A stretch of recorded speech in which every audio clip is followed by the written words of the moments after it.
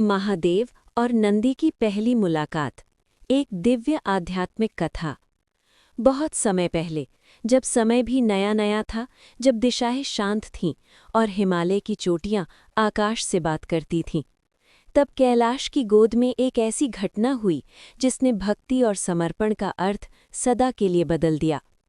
उस समय भगवान शिव समाधि में लीन रहते थे। उनका निवास था दिव्य कैलाश पर्वत, जहां बर्फ भी मंत्र जपती थी और हवाएं ओम का स्वर गुनगुनाती थीं। लेकिन उस समय तक उनके पास कोई वाहन नहीं था, कोई ऐसा नहीं था जो उनके मौन को समझ सके। नंदी का जन्म। एक ऋषि थे, शिलाद ऋषि।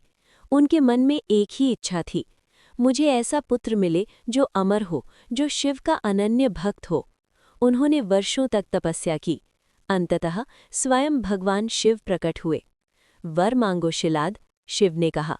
ऋषि ने हाथ जोड़कर कहा, प्रभु, मुझे ऐसा पुत्र दीजिए जो जन्म से ही आपका भक्त हो।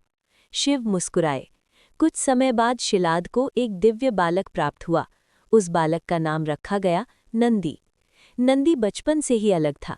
वो अन्य बच्चों की तरह खेलता नहीं था।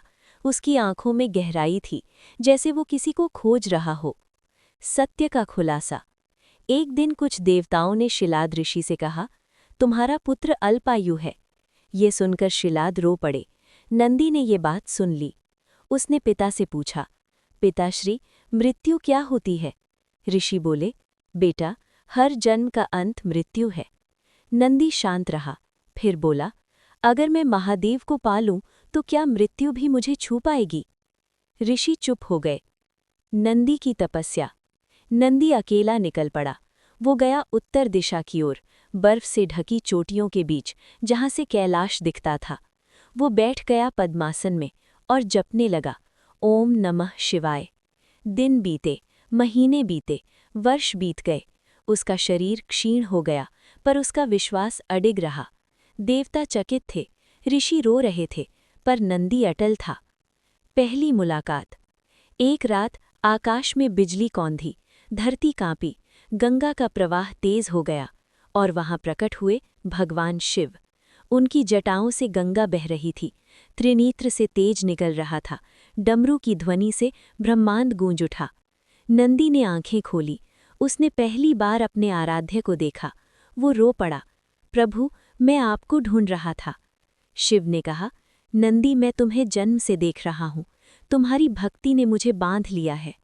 नंदी क्यों बने शिव के वाहन? शिव बोले, नंदी, तुमने मृत्यु को जीत लिया है। तुम अब केवल भक्त नहीं, मेरे अंश हो।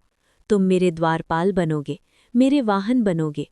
मेरे हर भक्त की प्रार्थना पहले तुम्हारे कानों से होकर मुझ तक पहुंचेगी। तभी नंदी का रूप बदलने लगा। वो दिव्य बैल के स्वरूप में परिवर्तित हो गया, तेजस्वी, शांत, स्थिर। उसकी आंखों में भक्ति थी, उसके माथे पर त्रिपुंड, और वो पहली बार बैठा शिव के सामने। उस क्षण का रहस्य। उस दिन से आज तक हर शिव मंदिर में नंदी हमेशा शिव के सामने बैठा होता है। क्यों? क्योंकि वो केवल वाहन नहीं है, वो प्रतीक्षा है, वो विश्वास है, वो समर्पण है। जब कोई भक्त नंदी के कान में अपनी इच्छा कहता है, तो माना जाता है कि वो सीधी शिव तक पहुंचती है। आध्यात्मिक अर्थ। ये कहानी केवल एक घटना नहीं, एक संदेश है। नंदी क्या है? स्थिरता, धैर्य, अटल विश्वास, अहंकार का त्याग। शिव क्या है? शून्य, चेतना, अनंत। जब मन स्थिर हो जाता है, तभी वो शिव चेतना का वाहन बनता है। अंतिम दृश्य। कैलाश की बर्फीली रात, चंद्रमा चमक रहा है, शिव समाधि में है, नंदी शांत बैठा है, हवा बहती है और ऐसा लगता है जैसे ब्रह्मांड कह रहा हो, भक्ति ही मार्ग है।